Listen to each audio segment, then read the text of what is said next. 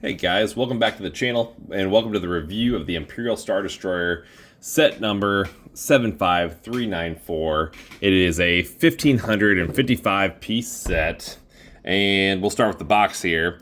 It shows you that you get that exclusive Cal Kestis minifigure, which is pretty cool. You get Darth Vader, Commander Praj, I don't know how to say his name, Imperial crew member, Imperial gunner, Imperial Navy trooper, and a stormtrooper, and of course the ship itself. And then on the back side, you can see all the different play features and things that it can do, and we'll kind of talk about more of this here in just a second when I show you the set. But this box is pretty cool. As a box collector, it's a solid one. It's big, it's sturdy. Sometimes some of those boxes are pretty flimsy, but this one is nice and dense. I like that. So that's the box. Then you've got the building manual, and there's nothing special at the beginning of this. It is just the normal Lego stuff, and that's it. Then it starts to go into the build. So nothing special about the book. It's a pretty thick book, but it's just one book. That's what it is. Let's look at the minifigures. I knocked them all down, but we'll go through these one at a time. This is the just crew member, Imperial crew member. Let's see if I'm getting any focus on this. Okay, cool. Pretty standard, I think. None of these pieces are all that exciting except for that Cal Kestis. This is the gunner. It's got that gunner kind of helmet on there. I like that. You've got, this is the Commander Praj, or however you say his name. Not sure his role in Star Wars. He might be the one that Vader force chokes in the New Hope. Not sure, but I never had him before, so now I do. Added to the collection. You get Darth Vader. I'm pretty sure he's a standard Darth Vader. He's the same one as some of the other ones I have, so pretty sure he's a standard one. I also think this is a standard Stormtrooper. This is the same armor that's on some of the other sets that I have as well. So nothing special about him. Actually, I do believe it's a girl. Yep, it's a girl. Nice. And you've got this guy who's considered a Imperial Navy trooper. And I've never had one of those helmets before, so that's kind of cool. He's a cool addition to the collection as well. But then there's Cal. And his games are incredible, so it's awesome to see him become a minifigure. Bummer that there's no sets of his own that come from his games or anything like that. And I'm not sure, with Darth Vader and stuff, I guess there was the same timeline, but I don't think there's any connection other than this is just a collectible. So he's an awesome addition. Comes with a little 25 years patch and stuff like that. So pretty cool there. Now let's talk about the set. I'm gonna try to keep this in frame the whole time, but it is a big set. It's about 2 foot long by about 1 foot wide in the back, and then it tapers down obviously to pretty small in the front. All this probably took me about, it was 14 bags. It probably took me about 14 hours to put together, but that's with me filming and doing the stop motion and everything like that. And if you haven't seen any of that stuff, go check that out. But I'm guessing you have if you've made it this far. The back looks awesome. This little part opens up and closes. It stores the extra bolts that shoot out of the cannons, which come from these things right. Can I see this on camera? Oh, I took them out of here, that's right. Because they do shoot very easily. So, let's put one of these in here. So this just slides right in through here. Clicks in. You're locked and loaded. That popped up right there. So now whenever you gently, you barely have to touch this thing and it fires out. So that's why I store these in the back. And that way they're not going to get lost anywhere. Because there are 2 out there somewhere that are lost right now. I don't know what I've done with those, but I'll find them later. And these cool little things here on the sides, as you pull each one of these, and there's one on the other side too, you pull them and it turns the turrets like that, which is really cool. Going through different Lego sets, you see the different things that the engineers come up with, and this is amazing. So I'm going to try to show this on the camera, see if it'll focus.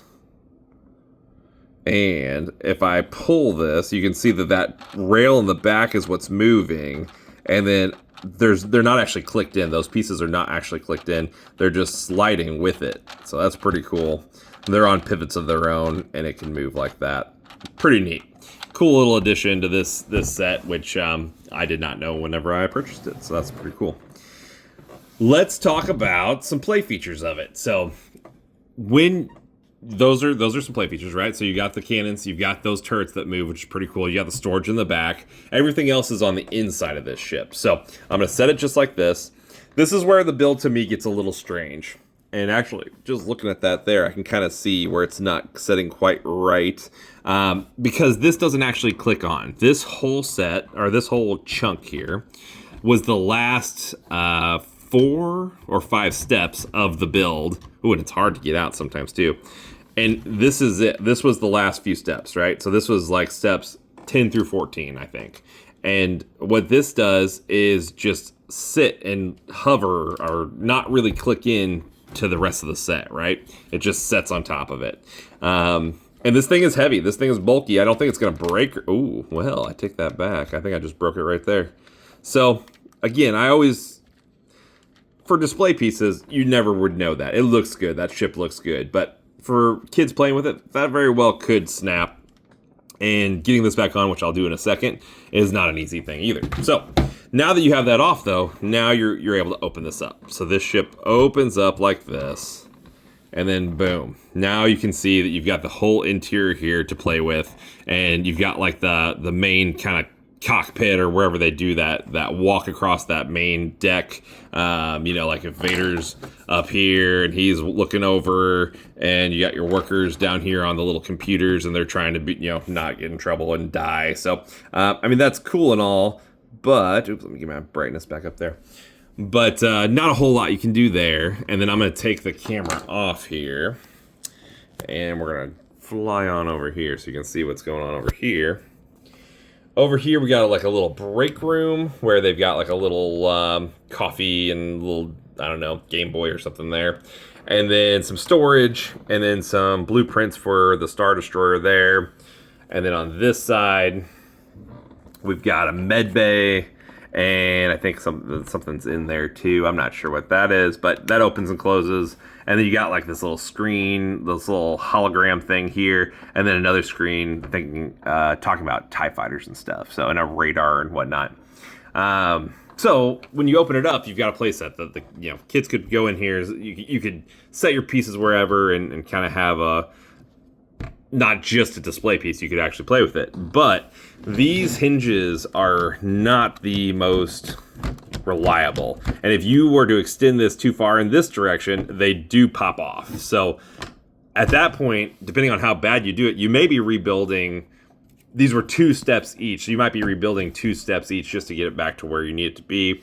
And for me, for a kid playing with it, I don't think it's sturdy enough for a kid to be playing with.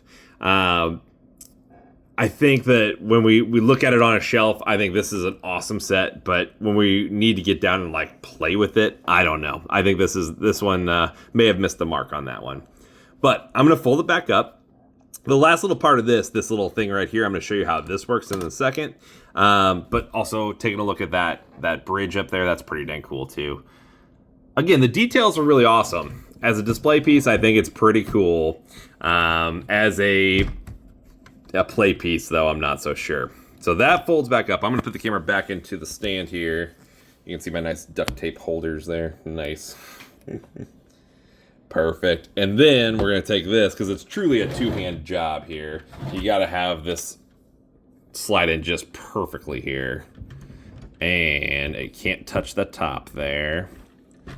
And just like that. So then it just floats there on top, right? But if you shake it, like, you can feel that move in there. Like, it's not exactly set perfectly on top of there. But now that it is, that's how it's going to look, like that, right? So you're now flush with the rest of the set. Actually, there's a hole there. There it goes. Now it's actually flush. But again, give me the ability to like set that in and have like a clicking, or even just like Lego's really good at doing like only a few pegs to like set down on top of, and that way it's really easy to pop right off, but at least it has a permanent place when it goes on. Anyways, how that little hook works at the end, you open that up like that, then you can reach in and you can grab this. And so now kids could like fly this around or whatever you want to do with your $160 set. I guess you could do that. That being said, my arm is already tired. This thing, I weighed it. It weighs just over 2 pounds as a total build. So I mean, as an adult, it's hard. As a kid, I think it could definitely be hard and fatiguing. And I guess maybe you'll work out, get some muscles with it. But flying it around, if you fatigue and drop this thing, I mean, it was a long build. It was a long one. So I'd just be careful with that. Last final nitpick is the back here. In all the actual Star Destroyer, models and in the movies and things, this back is a diamond shape, and this is very much a squished bottom because it sits on a table, right? And it's fine. It's what it is because it's made to be on a table like this, and it's sturdy. I mean, it's stable. There's no problem there at all. But I would really like to have seen that be a diamond still and not be flattened out like that. But that being said, the look is awesome. I like that. You get a bunch of minifigures. You get Cal, which is pretty cool. Overall, I'm going to give this set a 6.8 out of 10. I think there's a lot of room for improvement, and that's probably the Ultimate Collector series, right? That's the big Star Destroyer that is now retired and you can't get anymore. But I just recently confirmed that I am going to be getting a Ultimate Collector Series Star Destroyer, so I will be working on that on this channel pretty soon, and that's going to be a fun build and a long build. So, although I'm not super thrilled with this, truly a pretty fun build until this top part, I just got really frustrated with. But pretty fun build otherwise. Still an awesome display piece. It's going to go in my collection for sure. It's not like I'm going to just chuck it out the door or anything. It's going to be with me. I like it. But as far as a kid toy, I don't think so. I think they're going to break it. I think it's too heavy, and I don't think it's worth going through the hassle of taking this off every time to get inside of it. So thanks for stopping by, guys. Every weekday, I'm still gonna be getting out a short of whatever the build I'm working on, and then in the very near future, we're going to be working on the Ultimate Collector Star Destroyer, and then every time we're done with the build, we're still gonna do the reviews, which is what this is here, and that's gonna be the game plan moving forward. So thanks for stopping by, and talk to you later.